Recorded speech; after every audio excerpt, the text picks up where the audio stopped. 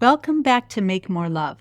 In this show, we share real strategies that help high-performing men build passionate, intimate relationships and live fulfilling lives. If you're new to the show, please don't forget to like, follow, subscribe, whatever your favorite podcast platform calls it, so you don't miss anything. I'm your host, Dorian. I'm both a relationship coach and a business coach, so I know how to handle all the crap that comes up when you're working to be the best at everything. So let's get into it. Ugh, here we go again. It's the freaking holidays. How is it that before school even starts, the Halloween candy, the frozen turkeys, and the Christmas decorations all show up in the stores at the same damn time? Mid-October became mid-November overnight, and now Thanksgiving is next week. I'm not the only one feeling the heat. This time of year stirs up a bunch of stress for a lot of couples, enough that January is often called the start of the divorce season. So today, we're going to talk about why the holidays are hard and what you can do to get through them with less conflict, more clarity, and a better connection on the other side. Now, one of the biggest problems for business owners is that the holidays hit at the worst possible time. It's Q4, there's pressure to close deals, to finalize contracts. You got to make end-of-the-year purchases, lock down budgets. Some people want time off and others want bonuses. And these things all require attention and serious management, which is your job. And then there's the seasonality thing. For some people, it's the busiest time of the year, like my brother, the custom jewelry designer who works 7 days a week from mid-November to mid-January. For others, it's dead slow, like my tree maintenance company. They just reached out with a pretty nice deep winter discount just to keep the work coming in. So, you're likely to be short on either time or money, and sometimes both.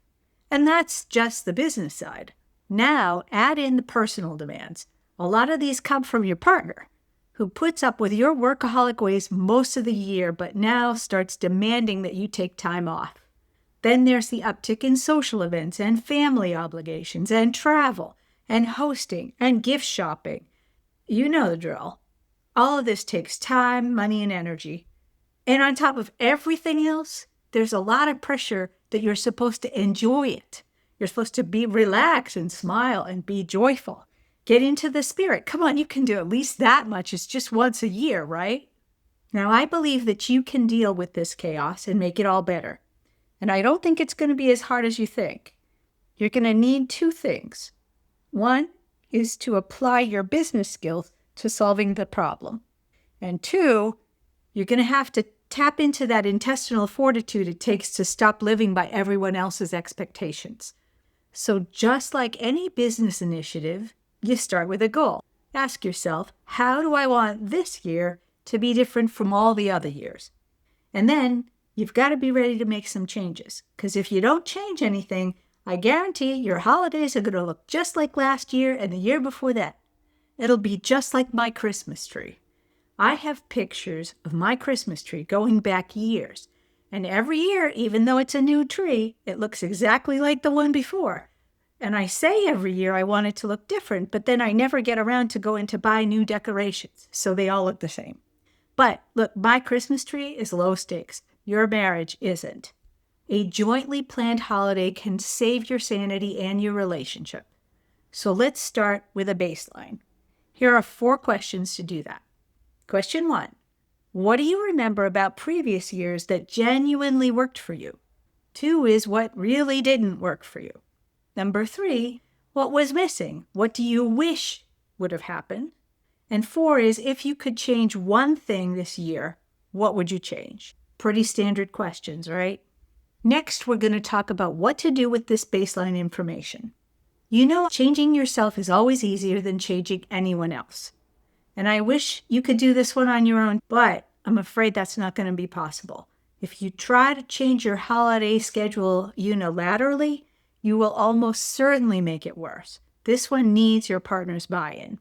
And if the thought of that is making your ass twitch, you are not alone. It's one of the most common complaints I hear.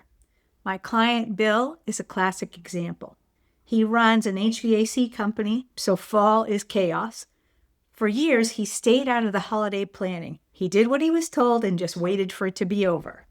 On the other hand, His wife Gina came from a big, loud family, and she launched into holiday mode on November 1st like she'd been shot out of a confetti cannon. Full blast, lights, music, baked goods, matching pajamas, all of it. By New Year's Day, they'd usually barely be speaking to each other, and a couple of years ago, it really blew up. Gina told Bill she hated the way he was either absent, asleep, or grouchy for the entire season. Now, he told her the holidays weren't a priority for him and that she had no idea what he was juggling at work. They fought, and then they dropped it, like you do. But this year, when the Halloween candy and the Christmas decorations started appearing on the shelves, Bill remembered that fight, and he really didn't want to repeat. So he decided to do something different. He took Gina out to dinner, and he said, I don't want this year to go like the others. Just a few tips about the dinner conversation. The most important part of that is taking ownership to make things better, not complaining or making excuses. It's a clear, simple request, kind of like an offer they can't refuse. He admitted he'd been checked out. He thanked her for carrying it all and explained what made it hard for him to engage, and then asked if they could come up with a plan together, something that would make them both feel more connected and less stressed. If that sounds all very smooth and polished, it's because he and I practiced it. He was afraid that his wife was going to be upset at him for rocking the boat. But instead, she was beside herself thrilled that he was finally stepping up. So they brought home a cannoli to share, they sat down, and they laid out a plan. They used the planning template that I gave him, and I'm going to walk you through how it goes next. Once you've got the dinner thing out of the way, it really comes down to these three things: planning together, setting limits, and taking ownership. You lock in those three things and everything else will get better. Now, realistically, it's mid-November, so let's keep it simple and really start as soon as you can, hopefully even tonight. There's the lead-up conversation with your partner, like Bill and Gina's dinner, a 30 to 40-minute planning session around the dining room table or whatever, and it might take you longer than 30 or 40 minutes, but it's worth it. Believe me, you're going to have a much better holiday season if you do this. I recommend 2 important ground rules. The first one is everything is open for discussion. If you want a different outcome, you have to be willing to look at everything. And number 2 is protection rules. You and your partner come first. Agree on how you'll defend the plan when other people push back on you. You're going to need to be a united front in public, and you can agree to discuss things in private. And when you're dealing with these people, you've got to use a clean and simple gatekeeping script, one that they can't argue with. You just say, sorry, we can't do that this year, and you repeat it as many times as you need to. Often the hardest part is that people get very attached to their holiday habits. But if what you've been doing all along hasn't been working, you've got to be willing to break with tradition. And once you've agreed to those rules, it's time to start mapping out your season. There are a couple of ways to approach this. One way is to take a blue ocean approach. That means you just start brainstorming from scratch about how you want your holiday season to look, and then the plan evolves from that vision. Or you can take the process of elimination approach, where you look at everything you already have on your calendar and everything you usually do, and then negotiate what stays and what goes. If your schedule is already packed with a bunch of stuff, this second approach is going to be more productive. I recommend using Post-it notes, one for each idea, event, or task. Keep them to 1 per, because you're going to be weeding stuff out. I stick my Post-it notes right to the table. I lay them out by date or by category, whatever feels most useful to you. And then, after that, you start laying out the calendar week by week. You just got to list everything you're both thinking about, even if there are conflicts. You don't have to argue or negotiate at this point. You need a big picture view of the situation, and this is the time for that. Now, up to this point, everything is brainstorming and proposed, and you haven't really made too many decisions yet. So that's what comes next. And it comes down to these 3 key decisions. What are we saying yes to this season? That's an enthusiastic yes from each of you. The few things that you absolutely want to make the holidays feel festive to you. The second key is, what are we saying no to? What's an emphatic no? Cut the stuff that you both agree drains you or creates conflict, that you've been doing purely out of obligation, and that you can confidently say, we're not doing that this year. The next step is get a glass of wine, a cup of tea, some ice cream, some chocolate. Just put everything else aside for a moment because you're going to be reviewing all the decisions later, and it's easier to keep everything handy until you finalize the plan. It's good to take a little breather before this next step. When you come back to the table, here's the third key. What do we want most out of this holiday this year? Name whatever feeling or outcome you want to protect. This is the final filter that can help you settle any conflicts or decide on things that you're on the fence about. If it supports the vision, you make it work. If it doesn't support the vision, you know what to do, even though it might be hard. You keep working on your plan until you have something that makes sense to both of you. But the plan is not quite final yet. The next step is to apply the support system of boundaries and ownership. That's going to help you refine the plan even more. Okay, you've got a vision for how you want it to look. Now you need to establish some boundaries. These are the agreements that keep you from getting dragged off track. Some of them are going to be hard limits and others are just like defaults. Laying them all out ahead of time will reduce your stress and the miscommunication. So some of the boundaries might be around time. You might say one event per day, or protected couple time each week, or decompression time after big events, or set time limits for family visits. Now, this is big for us. Steve's family gatherings, they run about 3 hours long. Mine, more like 7. So we compromise, and we have a safe word, means it's time to leave. A second area is around money. So you might decide on some gift caps or a hosting budget or one present per person, anything like that. Another one might be travel. A good one is no air travel during the holiday weeks. It will save you a lot. A fourth one might be about work and tech. So no work calls during holiday events, phones away during meals, laptops closed during connection time, stuff like that.